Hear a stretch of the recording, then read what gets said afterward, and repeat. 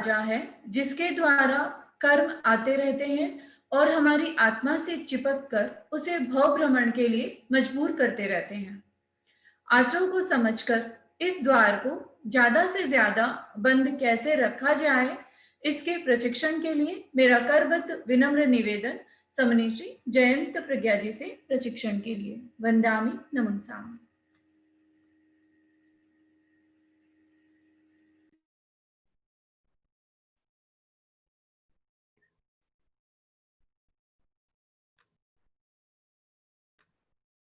महाप्राण ज्योतिपुंज पूज्य गुरुदेव के चरणों में वंदन। उपस्थित भाइयों और बहनों, 9 तत्वों के चर्चा के दौरान आज हम आश्रव की चर्चा करेंगे।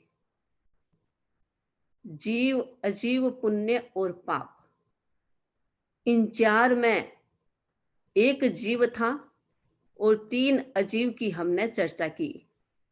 आज फिर हम जीव के बारे में चर्चा करेंगे। आश्रव जीव होता है। आश्रव यानी हमारे आत्मा का दरवाजा, जिसके माध्यम से कर्म आते हैं, जिसके माध्यम से कर्म का प्रवेश होता है, वो आश्रव कहलाता है। आश्रव का मतलब आकर्षण। बाहर से जो भी सामग्री भीतर जाती है, कोई भी कर्म के परमाणु बाहर से हम अंदर ले जाते हैं, ले जाने का जो साधन है उसे हम आश्रव कहते हैं।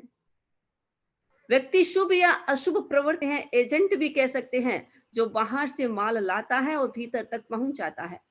आश्रव का काम केवल माल को लाना है, कर्म को बांधना आत्मा के साथ, यह आश्रम का काम नहीं है। आश्रव का काम केवल बाहर से सामग्री लाने का है। तो ये बाहर से सामग्री आती कैसे है? आश्रव के अनेक भेद, उसमें 5 मूल भेद है। मिथ्यात्व, अव्रत, प्रमाद, कषाय और योग। ये 5 आश्रव है।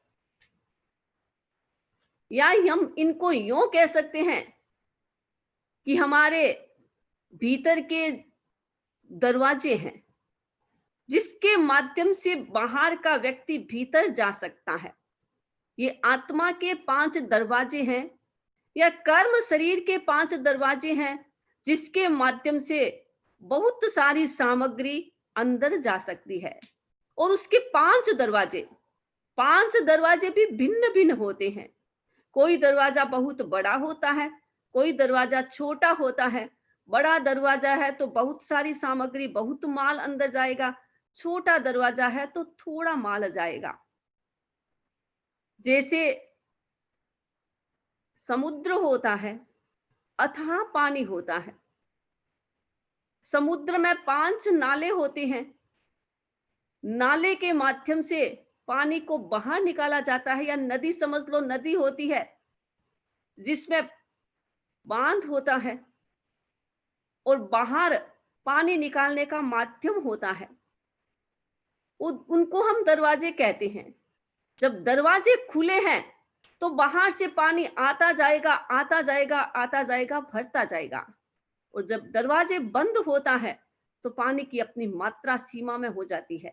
उस सीमा में अंदर जाएगा, सीमा में ही अंदर पानी को भरेगा। ये 5 दरवाजे आश्रव के हमेशा उस नदी में खुले रहते हैं। जब खुले हैं तो बहुत सारा पानी अंदर आता जाएगा, आता जाएगा, हर क्षण आता जाएगा। और ये दरवाजे भी डिफरेंट। पहला मिथ्यात्व का दरवाजा सबसे बड़ा दरवाजा है। इतना बड़ा है कि इसके अंदर कितना भी माल जाया जा सकता है। तो ये मिथ्यात्व यानी हमारी जो श्रद्धा है वो विपरीत है, हमारा दृष्टिकोण है वो विपरीत है। किसके विपरीत?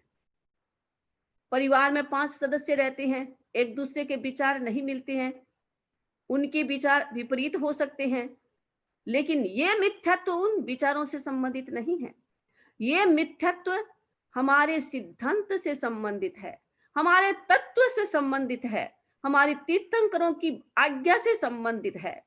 जो तीर्थंकरों की आज्ञा है, उस आज्ञा के अनुरूप न चलना, उसके विपरीत चलना, सिद्धांत, तत्व, उसके विपरीत चलना, उसके विपरीत आचरण करना, उसके विपरीत देखना, उसके विपरीत सोचना, ये है मिथ्यात्व। मिथ्यात्व आत्मा की अवस्था है। मिथ्यात्व और मिथ्या दृष्टि दो चीज हो गई।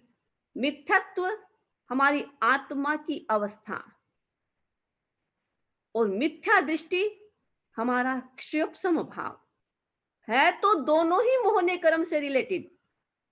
एक है मोहने कर्म का क्षयोपशम, एक है मोहने कर्म का उदय। मोहने कर्म का उदय होता है तो व्यक्ति का दृष्टिकोण गलत भी बन जाता है। मोहने कर्म का उदय होता है तो व्यक्ति के भीतर में कर्मों का आगमन निरंतर आता रहता है। मोहने कर्म का उदय है तो ये मिथ्यात्व का दरवाजा हमेशा खुला रहेगा। इसीलिए मिथ्यात्व के दरवाजे को बंद करना बहुत जरूरी है और इसके लिए हमें 9 तत्वों को अच्छी तरह से समझना है। जो व्यक्ति 9 तत्वों को अच्छी तरह से समझ लेता है वो व्यक्ति मिथ्यात्व के दरवाजे को बंद कर सकता है। अनंतानुबंधी क्रोध, मान, माया, लोभ को नष्ट कर सकता है, उसको रोक सकता है, उसको समाप्त कर सकता है, उसको दबा सकता है। इसीलिए सबसे पहले इस मिथ्यात्व को ही हमें पकड़ना है।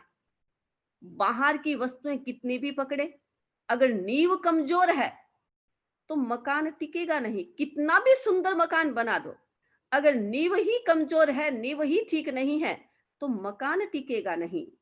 हम सामायिक भी करते हैं, लंबी तपस्याएं भी करते हैं, साधु संतों के प्रवचन भी सुनते हैं, गुरुदेव का प्रवचन भी सुनते हैं, धार्मिक पुस्तकें भी पढ़ते हैं, लेकिन अगर हमारा आधार ठीक नहीं है, घी होता है, बर्तन में डाला जाता है। बर्तन अगर अच्छा है, कहीं से भी उसके छेद नहीं है, तो घी बर्तन में टिक सकता है।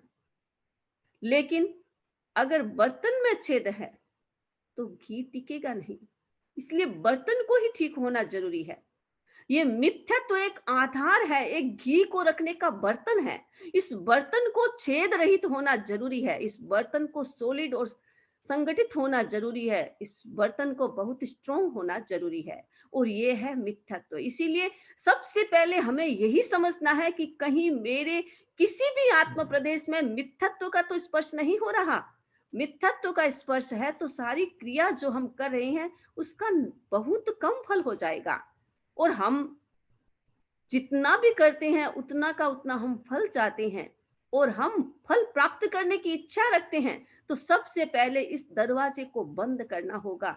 ये है मिथ्या दृष्टिकोण का दरवाजा, जिसका इतना ही है कि आप विपरीत सोचे नहीं, तीर्थंकरों की वाणी से विपरीत जाए नहीं, गुरु की वाणी से विपरीत आचरण करे नहीं, तो हमारा सम्यक दर्शन सुरक्षित रह सकता है। यह मिथ्यात्व का दरवाजा बंद हो सकता है।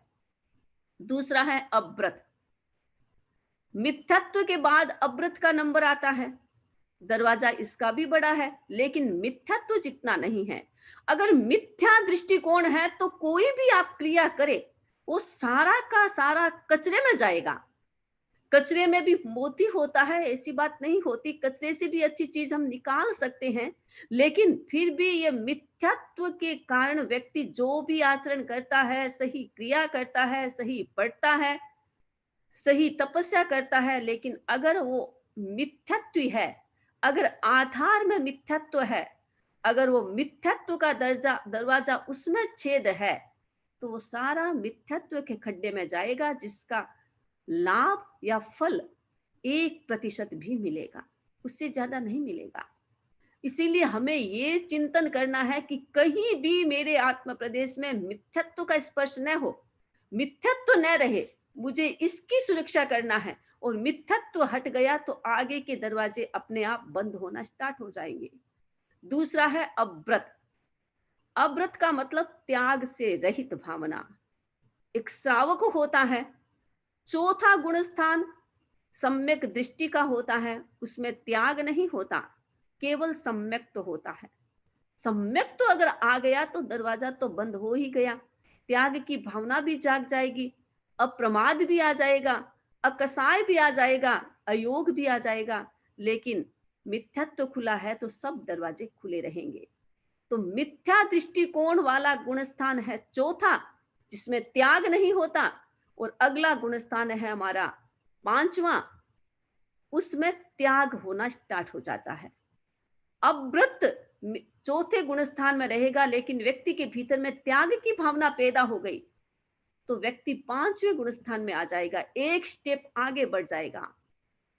अव्रत का मतलब होता है कोई प्रकार का त्याग नहीं, हिंसा भी खुली, झूठ भी खुला, चोरी भी खुली, अब ब्रह्मचर्य भी खुला और परिग्रह भी खुला। ये पांच जो व्रत होते हैं, ये पांचों व्रत अगर खुले नहीं है तो व्यक्ति आत्मविकास कर सकता है। अगर ये पांचों ही व्रत व्यक्ति के खुले हैं, उसमें हिंसा भी चलती है, झूठ भी चलता है, अदत्त भी चलता है, अश्लील आचरण भी करता है और परिग्रह को भी जुटाता है, तो पाप कर्मों का बंधन निरंतर आता रहेगा। इसीलिए ये पांच जो व्रत है, इन व्रतों को रोकने की कोशिश करना चाहिए, जितना हो सके उतना उन्हें बंद करने की कोशिश करना चाहिए। हिंसा करना, हमने पाप के दौरान हिंसा की भी चर्चा की, पांचों व्रतों की चर्चा हुई थी। या हम यूं समझे कि जो पाप होता है, उस पाप का जो हेतु होता है वो ही आश्रव होता है। यानी आश्रव के माध्यम से ही पाप कर्म के पुद्गल अंदर जाते हैं और पाप कर्म के पुद्गल बनते हैं। आश्रव ही है एक, हमें तो इस आश्रव को ही समझना है, इसको ही बंद करना है, इसको ही सुलाना है। और जब तक ये आश्रव जागृत रहेगा, कर्मों का दरवाजा खुला रहेगा। आश्रव को जागृत नहीं करना, इसको सुलाना है। ये जितनी गहरी निद्रा में सोएगा उतना ही व्यक्ति आध्यात्मिक विकास करेगा, आगे का विकास करेगा। इसलिए हमें हिंसा को रोकना है, झूठ को रोकना है, झूठ नहीं बोलना। छोटी छोटी बातों में झूठ बोल लेते हैं, मजाक में झूठ बोल देते हैं, कर्मों का बंधन हो जाता है। तो हमारी अवेयरनेस रहनी चाहिए कि छोटी छोटी बिना मतलब की बातें होती है, मजाक की जो बातें हैं, कम से कम उसमें तो सावधानी रखे। जो हमारे हाथ की चीज है उसको तो हम सावधानी से यूज करें।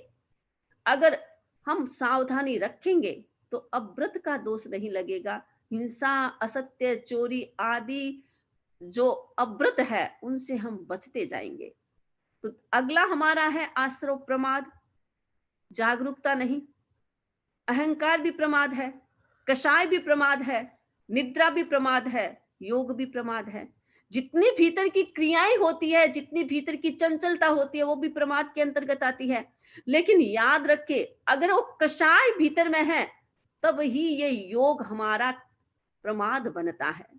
कसाय अगर भीतर में नहीं है तो योग हमारा प्रमाद नहीं बनेगा। इसीलिए कसायों को कम करना है। प्रमाद को जागृत करने के लिए कसाय बहुत महत्वपूर्ण बिंदु है, इसलिए कसाय को कम करना है। जब तक कसाय है, व्यक्ति के संसार की वृद्धि होती रहेगी, व्यक्ति संसार में भटकता रहेगा। एक जन्म से दूसरा जन्म, दूसरे जन्म से तीसरा जन्म, जन्म पर जन्म होता रहेगा। इसलिए कसाय को बंद करना है, रोकना हमें कसाय को है।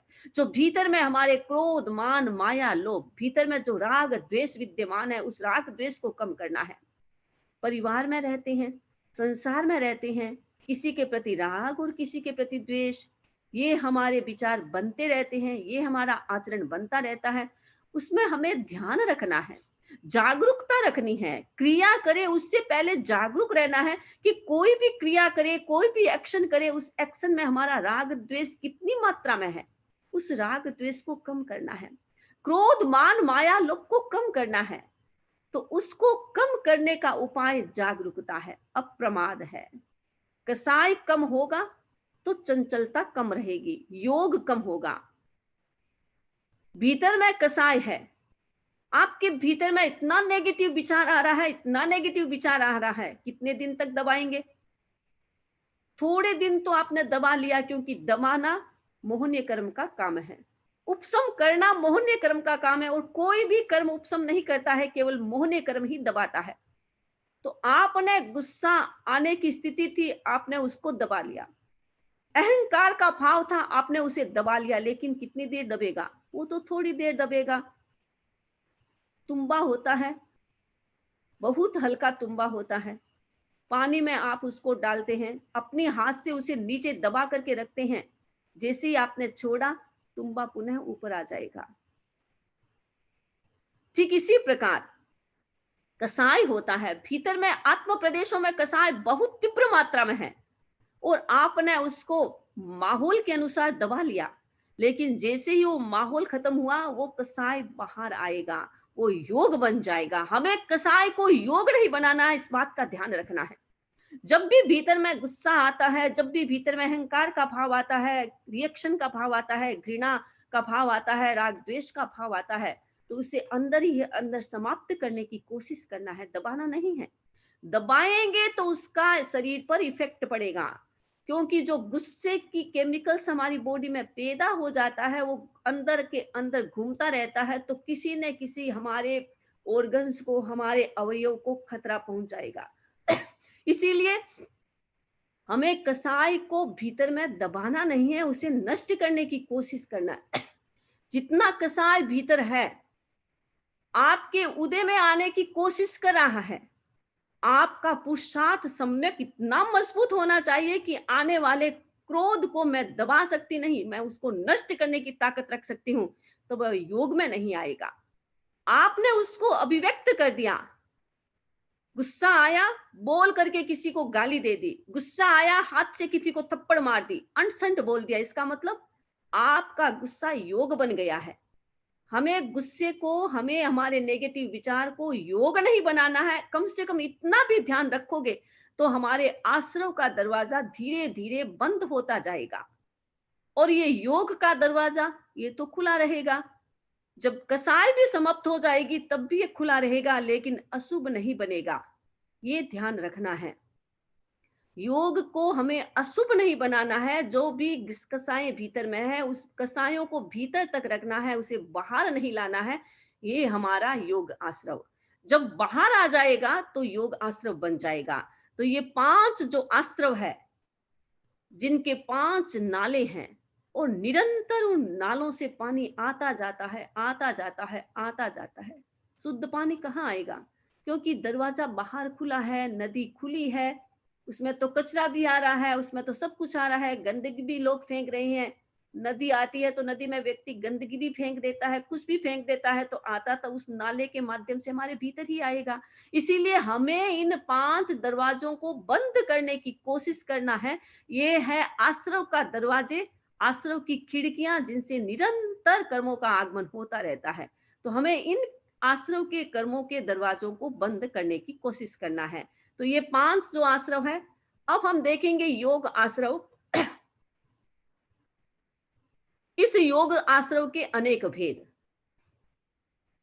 जैसा पाप में हमने चर्चा की थी, ये प्राणातिपात, मिषावाद, अदत्तादान, मैथुन, परिग्रह है, विचार है। विचार हमारे भीतर में है, लेकिन ये विचार जब प्रकट हो जाता है, हिंसा का आचरण मैंने कर दिया, झूठ का आचरण मैंने कर दिया, चोरी मैंने कर ली, अब ब्रह्मचर्य का सेवन कर लिया, परिग्रह कर लिया, तो ये अशुभ योग बन जाएगा और जिसको हम पाप भी कह सकते हैं। जब ये उदय में आएगा, अभी तो बन रहा है, अभी तो बाहर से माल आ रहा है, माल अंदर जाएगा, हमारा कार्बन शरीर उस माल को एक्सेप्ट करेगा, आत्मा के साथ उसको चिपकाएगा, आत्मा के साथ चिपकने के बाद जब वो वापस माल उदय में आएगा, पकेगा, जब उदय में आएगा तब पाप रूप बन करके हमारे जीवन में आएगा। इसीलिए हमें इस हिंसा को, झूठ को, ये सब जो भी 5 व्रत से रिलेटेड क्रिया है, उस क्रिया को याद रखे, उसे हमें अशुभ योग नहीं बनाना है। मन में आ गया तो मन में आ गया, उसके बाद भी उसका समाधान करने की कोशिश करे, उसे नष्ट करने की कोशिश करे, लेकिन उसे योग में नहीं आने देना है। उसे मन में आ गया लेकिन फिजिकल और वचन से उसे प्रयोग में न करे, तब कम से कम हम अशुभ योग से बच सकते हैं। और ये अशुभ योग नहीं बनेगा तो कर्मों का आगमन कम होगा, पाप कम उदय में आएंगे, पाप के पुद्गल कम बनेंगे। तो ये 5 जो व्रत है, 5 व्रत, उससे संबंधित ये हमारे 5 व्रत है, जिससे कर्म का आगमन होता है। अब यूं कह सकते हैं कि ये दरवाजे हैं, कर्म अंदर जाने के ये रास्ते हैं, इन रास्तों को बंद करना है, जितना संभव हो सके बंद करे। पूरा बंद नहीं कर सकते हैं तो दिन में 3 घंटा बंद करे, 4 घंटा बंद करे, 5 घंटा बंद करे। त्याग करना सीखे। जितना त्याग होगा उतने दरवाजे बंद होंगे। डैम होती है, पानी की मात्रा बहुत बढ़ जाती है तो डैम खोल देते हैं और उससे पानी निकल जाता है। उसी प्रकार ये दरवाजे हैं, ये डैम है, इनको बंद रखें। जितना आप बंद रखेंगे उतना कचरा कम आएगा, उतना पानी कम आएगा। और दिन भर इसे खुला रखेंगे तो पानी तो आता जाएगा, आता जाएगा, आता जाएगा। आपकी नौका पानी से भर जाएगी और एक दिन ऐसा आएगा कि नौका आपको उस पानी में डुबा देगी। इसीलिए इन दरवाजों को जितना हो सके बंद करने की कोशिश करें। पूरा दिन नहीं कर सकते हैं तो कोई बात नहीं है, साधु तो है नहीं आप, श्रावक है, तो जितना संभव हो सके उतने उतने दरवाजों को बंद करते जाए। श्रावक के 12 व्रत को एक्सेप्ट करे, अच्छी तरह से एक्सेप्ट करे। जितनी आवश्यकता है उतना खुला रखे, बाकी को बंद रखे तो अशुभ योग नहीं होगा। अशुभ योग नहीं होगा तो ये दरवाजे बंद रहेंगे। बंद रहेंगे तो पाप कर्म का आगमन नहीं होगा और पाप का उदय कम होगा। तो ये 5 जो अव्रत है ये हमारे व्रत से रिलेटेड है। अव्रत को रोकना है, उसे कम करना है, उसके दरवाजे को दिन में जितना संभव हो सके उतना बंद करके रखना है ताकि हमारे कर्मों का आगमन कम होगा। अगला है हमारे 5 आश्रव और ये भी दरवाजे हैं। 5 जो हमारी इंद्रियां हैं, आंख, नाक, कान, स्पर्श, ये 5 जो हमारी इंद्रियां हैं ये भी आश्रव ही दरवाजा है, आश्रव द्वार है। इनसे भी निरंतर कर्म आ रहे हैं। माध्यम तो मूल यही है। आंखें बंद है तो मैं कोई भी रूप नहीं देखूंगी तो राग द्वेष नहीं आएगा। राग द्वेष नहीं आएगा तो हिंसा नहीं होगी, झूठ नहीं बोलूंगा, चोरी नहीं होगी। ये 5 जो महाव्रत है, जो हमारे 5 अव्रत है, उन अव्रत को पोषण करने का माध्यम ये 5 इंद्रियां हैं। माध्यम यही है, इनके ही थ्रू सब कुछ अंदर जाता है। तो हमें इनका ही निग्रह करना है। इन श्रोतेंद्रिय आश्रव को बंद करना है, चक्षु आश्रव को बंद करना है। बंद करने का मतलब ये नहीं है कि कानों में आप रुई डाल दे, आपको सुनाई नहीं देगा, आंखें बंद कर ले आपको दिखाई नहीं देगा, ये नहीं है। इसका मतलब है आप विवेक करें। 5 जो हमारी इंद्रियां हैं, श्रोतेंद्रिय, चक्षुन्द्रिय, घ्राणेन्द्रिय, रसनेन्द्रिय, स्पर्शनेन्द्रिय, ये खतरनाक नहीं है। ये तो हमारा ज्ञानावण्य दर्शनावण्य कर्म का क्षयोपशम है। क्षयोपशम का मतलब विशुद्धि।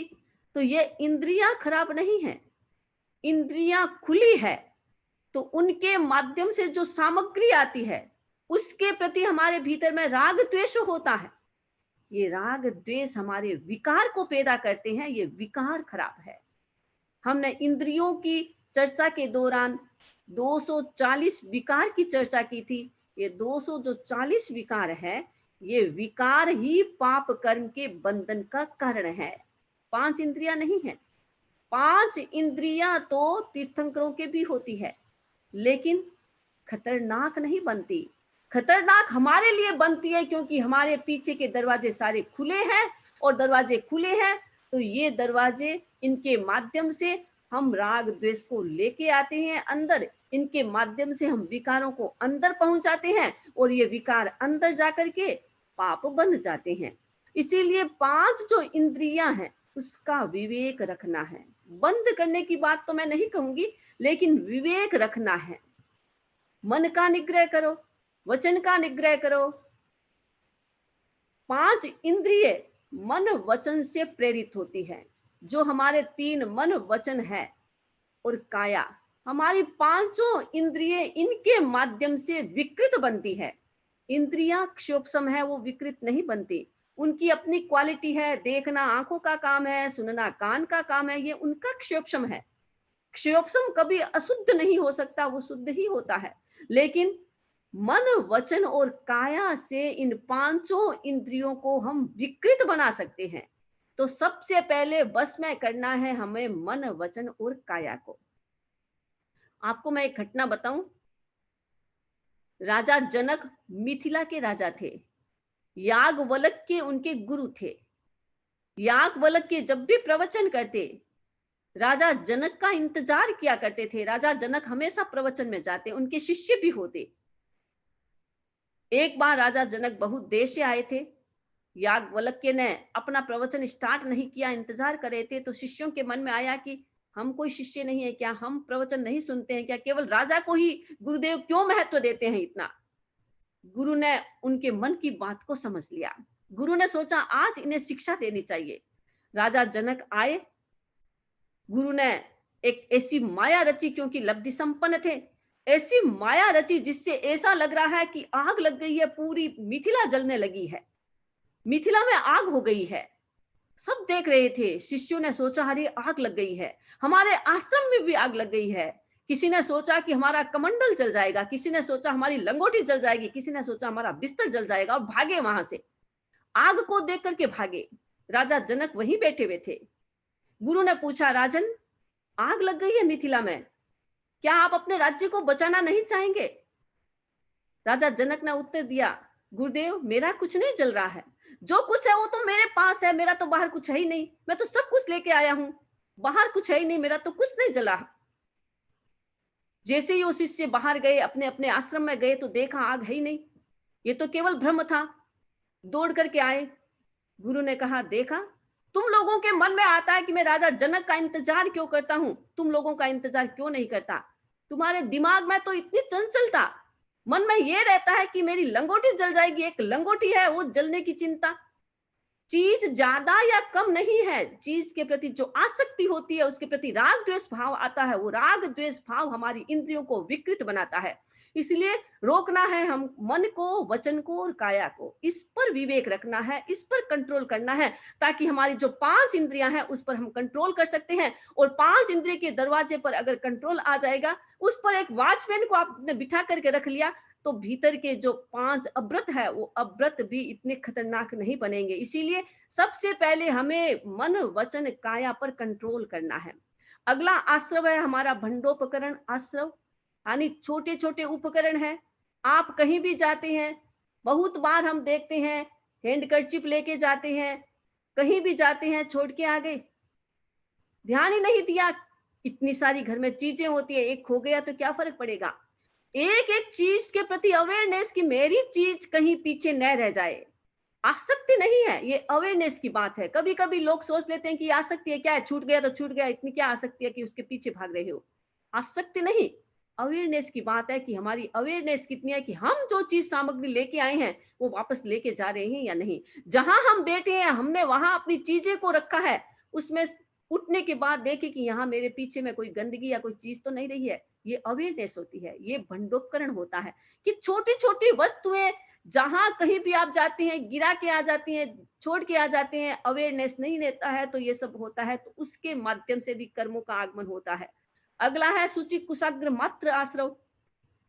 एक छोटी सी सुई होती है, कितनी छोटी होती है, सुई जितना भी पाप आप करते हैं तो उससे भी कर्मों का बंधन होता है। बड़े बड़े उपकरण है, मान लीजिए कहीं छोड़ देते हैं तो आपके समझ में आता है वो छोड़ दिया है, उसको लेके आना है, लेकिन सुई खो गई तो, बहुत सारी सुइयां हैं घर में, क्या फर्क पड़ता है, एक खो गई तो खो गई, नहीं, उसका उसके प्रति भी अवेयरनेस। एक सुई भी मेरे हाथ से खोनी नहीं चाहिए, एक सुई भी खोती है तो हमें पाप लगता है, आश्रव का आगमन होता है। इसीलिए याद रखिए ये 20 आश्रव के भेद, उसमें ज्यादा भेद तो हमारे योग के हैं। अशुभ योग हमें नहीं बनना है, अशुभ योग का हमें यूज नहीं करना है। हमारी क्रियाओं को, हमारे मन वचन काय को ऐसा स्ट्रॉन्ग वॉचमैन बना दो जिसके माध्यम से कोई भी अशुभ योग न हो, कोई भी अशुभ क्रिया न हो, जिसके माध्यम से कर्मों का आगमन हो। तो ये 20 आश्रव की चर्चा मैंने की। हमारे जो 18 पाप है, हमारे जो पुण्य है, ये सारे पुण्य और पाप ये सब आश्रव से संबंधित है। वो तो आश्रव के फल है, ये आश्रव मूल है। आश्रव के माध्यम से कर्मों का आगमन होता है। आगमन होने के बाद जो रिजल्ट मिलता है वो पाप और पुण्य है। रिजल्ट पाप और पुण्य है, रिजल्ट हमारा पाप पुण्य है, वो आश्रव नहीं है। आश्रव हमारे कर्म आने का रास्ता है। तो 20 आश्रव की मैंने आज चर्चा की। तो इससे संबंधित क्वेश्चन है, आप पूछ सकते हैं। उससे पहले एक दो क्वेश्चन जो पहले के हैं मैं उनका उत्तर दे देती हूँ, उसके बाद आज के क्वेश्चन हमारे चलेंगे।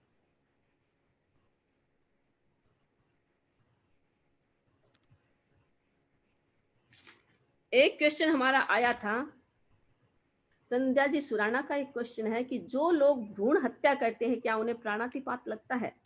अगर कर देते हैं तो उसके विशुद्धि का उपाय क्या है? तो प्राणातिपात तो लगेगा ही। जीव चाहे छोटा हो चाहे बड़ा हो, अगर उसको मारते हैं तो हिंसा तो लगेगी ही लगेगी। और भ्रूण हत्या तो बहुत खतरनाक चीज है। प्राणातिपात हिंसा लगती है, उसके साथ झूठ का भी आश्रय लिया जाता है। एक बच्चा जो अभी पल रहा है, 5 इंद्रिय वाला है, उसको आप मारे हैं, किसकी आज्ञा से मारे हैं, तो चोरी भी लग सकती है, कुछ भी हिंसा हो सकती है। इसलिए भ्रूण हत्या तो सबसे बड़ा पाप है। और पंचेंद्रिय जीव को मारना, पंचेंद्रिय जीव की हत्या का मतलब क्या है? नरक, नरक के दरवाजे को खोलना। इसीलिए याद रखिए कि कभी भी इस प्रकार का जघन्य अपराध एक आध्यात्मिक व्यक्ति को, एक सम्यक व्यक्ति तो करता ही नहीं है। एक आध्यात्मिक व्यक्ति को, एक धार्मिक व्यक्ति को, एक जैन व्यक्ति को ऐसा घृणित कार्य नहीं करना चाहिए। तो भ्रूण हत्या तो सबसे बड़ा पाप है। इसमें तो प्राणातिपात लगता है, निशावाद लगता है, अदत्ता दान लगता है, सब कुछ पाप लग जाता है। तो इसे हमें करना नहीं चाहिए। अगर किसी के द्वारा हो गया है, गफलत से हो गया है, प्रमाद से हो गया है, समझ लो कर्मों का भयंकर उदय आया तब हो गया है, होने के बाद अब इसका प्रायश्चित करना चाहिए। और प्रायश्चित अपने आप नहीं होता है। इन चीजों का, कुछ चीजों का प्रायश्चित तो मिच्छामि दुक्कडम से हो जाता है। इन चीजों का प्रायश्चित मिच्छामि दुक्कडम नहीं है। गुरु के पास जाकर के, या गुरु का निर्देश में जो भी चलते हैं, जिनको ये दंड देने का अधिकार होता है, आलोचना करवाने का अधिकार होता है, साधु संतों के पास, समृद्ध जी के पास, उनके पास जाकर के आप अपने मन को खोल करके सारी बात बताए, उसका प्रायश्चित ले, तो आपके ये कर्म टल सकते हैं। अगला एक क्वेश्चन था कि लोग सिरियारी में जाते हैं, जैसे लौकिक देवों की बात हुई थी, तो लोग सिरियारी में जाते हैं और सिरियारी में भी भक्ति करते हैं। आचार्य भिक्षु की भक्ति करते हैं, तो क्या उससे निर्जरा होती है? भक्ति आप क्यों करते हैं? आचार्य भिक्षु हमारे गुरु थे। आचार्य भिक्षु ने जो कुछ भी दिया वो हमारा जीवन है। आचार्य भिक्षु ने जो भी हमें सिखाया उससे हम अपने कर्मों को नष्ट कर सकते हैं, अपना अपना विकास कर सकते हैं, आध्यात्मिक विकास करते हैं। इसीलिए हम आचार्य भिक्षु की पूजा करते हैं, इसलिए हम आचार्य भिक्षु की भक्ति करते हैं, स्तुति करते हैं। तो मुझे अपने कर्मों को नष्ट करना है, इसीलिए मैंने आचार्य भिक्षु की स्तुति की। तीर्थंकरों की स्तुति क्यों करते हैं? क्योंकि तीर्थंकरों ने ऐसा रास्ता बताया है जिसके माध्यम से मैं कर्मों को नष्ट कर सकता हूँ। उसी प्रकार गुरुओं ने भी हमारे लिए ऐसे रास्ते खोले हैं, ऐसे रास्ते हमें बताए हैं जिसके माध्यम से मैं निर्जरा कर सकती हूँ। इसीलिए मैं आचार्य भिक्षु की भक्ति करती हूँ। तो उससे तो हमारी निर्जरा ही होगी। लेकिन लक्ष्य क्या है? आचार्य भिक्षु की भक्ति करूं क्योंकि आचार्य भिक्षु तो इंद्र है, तो मेरी संपूर्ण सांसारिक आवश्यकताएं पूरी हो जाएगी। मेरे कोई भी प्रॉब्लम है, संसार से संबंधित कोई भी प्रॉब्लम है, भौतिक कोई भी प्रॉब्लम है, उसको प्राप्त करने के लिए मैं आचार्य भिक्षु की भक्ति करती हूँ। तो भक्ति करना तो अच्छा है, उससे एकाग्रता होती है, वो भी अच्छी है। आप स्थिरता से बैठते हैं, उससे भी निर्जरा होती है, लेकिन उससे अकाम निर्जरा हो जाएगी, क्योंकि सांसारिक कामनाएं होती है। सांसारिक कामनाएं जहां भी होगी अकाम निर्जरा होगी, जहां आध्यात्मिक विकास की कामना होती है वहां सकाम निर्जरा होती है। तो आचार्य भिक्षु की स्तुति चाहे सिरियारी जाकर करो और चाहे घर में करो, अगर स्तुति करते हैं और भीतर में भाव विशुद्ध है, मेरे गुरु थे और मेरे लिए इतने अच्छे रास्ते खोले हैं, मेरी कर्मों की निर्जरा हो रही है, उस दृष्टि से हम आचार्य भिक्षु की स्तुति करते हैं, तो हमारी सकाम निर्जरा ही होती है, अकाम निर्जरा नहीं होती। तो 2 प्रश्नों के उत्तर मैंने दिए, बाकी के उत्तर आगे और दिए जाएंगे। तो आज से संबंधित कोई भी क्वेश्चन है वो पूछ सकते हैं। बहुत बहुत कृतज्ञता वंदनामी आपके प्रति। पूजा जी बोथरा, उनके बाद ज्योति जी डागा। वंदामी नमन सामी सुप्रीक्षा। वंदामी, मेरा प्रश्न ये है कि अजीव के जो 5 भेद हैं उनमें से सिद्धशिला में कौन कौन से विद्यमान होते हैं, और काल के आधार पर वहां भी सुबह रात ऐसे होता है क्या? और दूसरा प्रश्न मेरा ये है कि पान पुण्य के अंतर्गत सिर्फ अच्युत पानी ही आता है या चारित्रात्माओं को बहराने लायक जो भी पेय पदार्थ हो, बताने की कृपा कराएं। सिद्धशिला में काल नहीं होता, काल केवल मनुष्य लोक में होता है। सूर्य और चंद्रमा तो पूरे द्वीपों में है, जितने भी द्वीप है उन सब में होता है, लेकिन मनुष्य लोक में जो सूर्य और चंद्रमा होते हैं वे गतिशील होते हैं, इसलिए काल केवल 2.5 द्वीप मनुष्य लोक में ही होता है और कहीं नहीं होता। और सिद्धशिला में चारों द्रव्य होते हैं, धर्मास्तिकाय भी है, अधर्मास्तिकाय भी है, आकाशास्तिकाय भी है, पुद्गलास्तिकाय भी है। और जीवास्तिकाय भी है, सब है वहां पर। तो ये सभी द्रव्य वहां विद्यमान है काल को छोड़ करके। और अन्न पुण्य और पान पुण्य, पान पुण्य की बात है तो शुद्ध जल होता है, अचित्त जल होता है, तो साधु को जल बहराना ये ही पान है। पान का मतलब पानी देना। बाकी जो भी लिक्विड चीजें होती है वो अन्न के अंतर्गत आती है, पानी के अंतर्गत नहीं आती है। ज्योति जी डागा, उनके बाद मोक्ष बुरड़। ज्योति जी डागा, ज्योति जी आपकी आवाज नहीं आ रही। वंदामी नमन स्वामी, आपने वंदामी नमन स्वामी, मेरी आवाज आ रही है? नहीं, आपकी आवाज। वंदामी नमन स्वामी, आपकी आवाज। वंदामी। हाँ हाँ, अरहम। ज्योति जी आपकी आवाज क्लियर नहीं आ रही थी, आप चैट में अपनी जिज्ञासा लिख के भेज दें प्लीज। मोक्ष बुरड़। वंदामी नमन स्वामी, मैं मंजू बुरड़। वंदामी, अभी आपने बताया कि जैसे अपनी कोई चीज छूट जाती है, गुम जाती है समझो, तो उसमें तो अपने परिग्रह कम हुआ, तो फिर पाप कैसे लगेगा वंदामी? परिग्रह कम आपने चाहा था क्या कि परिग्रह कम हो जाए? आपकी चाह तो परिग्रह कम करने की है नहीं। अच्छा। पाप लगेगा प्रमाद से। आपकी अनअवेयरनेस है, आपका प्रमाद है कि आपकी चीज छूटी है, तो पाप प्रमाद से लगेगा, परिग्रह कम नहीं हुआ है, परिग्रह की मूर्छा आपके भीतर कम नहीं हुई है, तो प्रमाद से पाप लगेगा और परिग्रह की बात नहीं है यहाँ पर। एक प्रश्न आया है वंदामी कि सचित वस्तु को अचित बनाने की विधि क्या है? क्या सुधारा हुआ नींबू अचित हो जाता है? अचित वस्तु बनाने की विधि है, एक तो है पानी को उबालना, उबाल करके उबलते हुए पानी में, यानी अग्नि लगनी चाहिए। कोई भी हम वेजिटेबल अचित करते हैं तो अग्नि का स्पर्श होना बहुत जरूरी है। मान लीजिए आपने एप्पल सुधारा, तो अगर आपने उसके छिलके उतार दिए, बीज उतार दिए, तो एप्पल अचित हो जाती है। लेकिन लेमन नींबू है, वो ऐसे अचित नहीं होता, उसका रस आपने निकाल दिया तो वो अचित हो जाता है। तो कुछ चीजें होती है उसको अग्नि में करना पड़ता है, कुछ चीजें होती है जिसके छिलके और स्किन और सीड उतर जाते हैं तो अचित हो जाती है। कुछ चीजें होती है उसको तो उबालना ही पड़ता है या माइक्रोवेव में कुछ भी करना, उसको अग्नि का स्पर्श कराने से अचित होती है, नहीं तो अचित नहीं होती है। सुशीला जी मालू।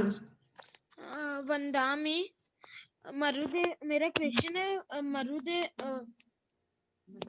मरुदेवी माता को केवल ज्ञान हुआ था क्या मोक्ष से पहले?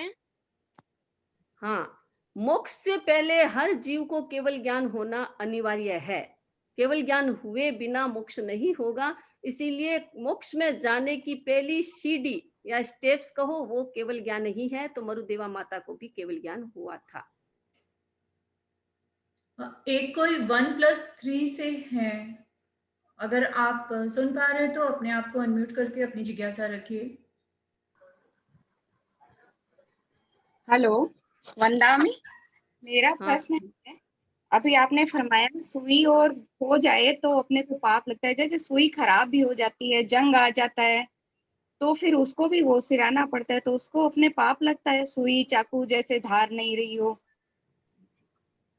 ऐसा है कि उसे वो करेंगे तो पाप नहीं लगेगा, क्योंकि वो तो मेरे अनावश्यक हो गई, मेरे काम नहीं आया है, तो मैं उसको वो कर देती हूँ तो परिग्रह कम हो जाएगा।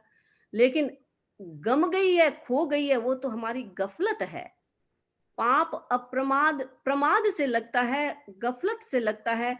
चीज खोई उसका नहीं, चीज हमारी गफलत से खोई है, इसलिए प्रमाद का पाप लगेगा। तो जैसे भंडोपकरण में अभी बताया था वैसे ही सुई में है, चाहे सुई हो चाहे कोई भी उपकरण हो। कहने का मतलब है सुई जैसी छोटी सी चीज भी हमने गफलत से कहीं रख दी है, खो दी है, तो उस प्रमाद का हमें पाप लगेगा। तो पाप प्रमाद के कारण लगता है। नैतिक जी, नैतिक जी। और हम हाँ, मेरा ये क्वेश्चन था वंदना में, एक तो 4 आहार पानी का त्याग करते तो उसमें 4 आहार पानी क्या चीज है, और सेकंड आपने फरमाया कि दिन में 4 घंटा 5 घंटा त्याग करना चाहिए, अपने द्वार बंद करने चाहिए, तो क्या चीज से रिलेटेड मतलब आप फरमा रहे, मतलब कोई खाने की चीज का त्याग करना चाहिए? ऐसा। 4 आहार है असन, पान, खादिम और स्वादिम। खाने की जितनी वस्तुएं हैं, पानी है, खादिम जितने भी ड्राई फ्रूट्स है और स्वादिम जितने भी मुखवास है, ये 4 चीजें हैं। हम त्याग करते हैं 4 आहार का, तो ये 4 आहार है जिसमें हमें जिसका हमें त्याग करना होता है। और दूसरी बात है कि मैंने कहा 2 घंटे, 3 घंटे, 4 घंटे आप अव्रत का त्याग करेंगे। अव्रत का मतलब आप व्रत करेंगे, खाने का भी त्याग कर सकते हैं, पचकाण कर सकते हैं कि मुझे 2 घंटे खाने का त्याग है, या 2 घंटे मुझे इधर-उधर घूमने का त्याग है, 2 घंटा मुझे बाहर घूमने का त्याग है, बाहर जाने का त्याग है, 2 घंटा मुझे हिंसा करने का, किचन में काम करने का त्याग है, अचित वस्तु सचित वस्तुओं का यूज़ करने का त्याग है, कैसे भी त्याग। ये आप पर डिपेंड करता है कि आप त्याग कैसे करेंगे। अभी मुझे 3 दिन, 4 दिन बाहर से कोई चीज़ खरीद के लाने का त्याग है। इस प्रकार कोई भी आप त्याग कर सकते हैं। 5 व्रत से रिलेटेड कोई भी त्याग आप कर सकते हैं, उसमें आप पर डिपेंड करता है। अब ब्रह्मचर्य का भी त्याग कर सकते हैं, परिग्रह का भी त्याग कर सकते हैं, झूठ बोलने का त्याग कर सकते हैं। अभी 2-4 घंटे मैं मौन लूँगी, अभी मुझे बोलना नहीं है, तो अपने आप ही बाहर की झूठ तो टल ही जाएगी। मन में तो ठीक है नेगेटिव विचार आएँगे, लेकिन बाहर वचन से तो प्रकट नहीं होगा, तो उतना त्याग होगा। तो जितना त्याग कर सकते हैं, उतना त्याग करिए। 5 इंद्रियों से संबंधित और 5 व्रत से संबंधित जितना त्याग हो सकता है, संभव है, उतना त्याग करने की कोशिश करें। अष्टकवल के बारे में ज्योति जी डागा का प्रश्न था वंदा में कि अष्टकवल आहार, वो ग्रास का मतलब कि आपने एग के बराबर ये समझाया था, तो उसको थोड़ा सा सरलता से उदाहरण देकर समझे। 8 ग्रास। अब मान लीजिए आप लड्डू बनाते हैं, आप लड्डू कितना बनाते हैं? एक तो बहुत बड़ा मोती का लड्डू बनाते हैं, बूंदी का लड्डू बनाते हैं, एक बहुत छोटे-छोटे लड्डू बनाते हैं, जैसे आप छन्ने के लड्डू बनाते हैं, रसगुल्ले समझ लो, रसगुल्ला होता है, व्हाइट कलर के जो रसगुल्ले होते हैं, रसगुल्ले जितने 1 ग्रास। अब ग्रास सॉलिड भी हो सकता है, आप ऐसा नहीं है कि भी रसगुल्ला तो इतना सॉफ्ट होता है, तो इतना सॉफ्ट ही ग्रास बनाना है, वो नहीं। उदाहरण हमारे आता है कि मुर्गी का अंडा स्ट्रॉन्ग होता है, सॉलिड होता है। तो मुर्गी का अंडा यानी रसगुल्ले जितना ही आकार प्रकार होता है, लेकिन भीतर से एकदम ठोस होता है, सॉलिड होता है, इतना ग्रास एक होता है। तो उतने ही 8 ग्रास होते हैं, उसको अष्टकवल कहते हैं। तो ये बना ले, आप पर डिपेंड करेगा कि आप कैसे बनाए उसको। एकदम लड्डू बनाते हैं तो उसमें स्पेस नहीं होता, खाली स्पेस नहीं होता है, पूरा एकदम कस करके आप लड्डू बनाते हैं, वैसे लड्डू जैसे रसगुल्ले जितना 1 ग्रास होता है, सॉलिड ग्रास होता है, तो वैसे 8 ग्रास खाने के लिए कहा।